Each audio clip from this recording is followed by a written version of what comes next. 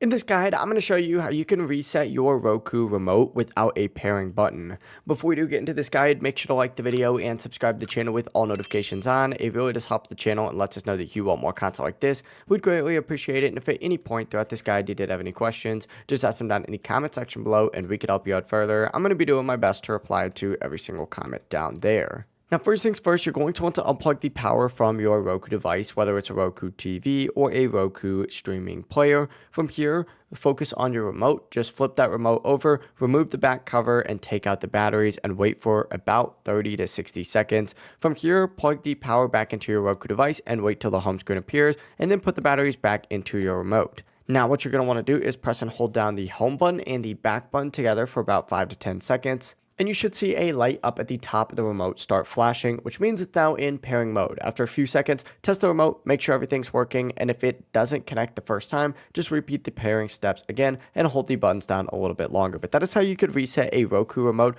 without a pairing button. If this guide did help you out, make sure to like the video and subscribe to the channel with all notifications on. It really does help the channel and lets us know that you want more content like this. We'd greatly appreciate it. Have a great rest of your day, though.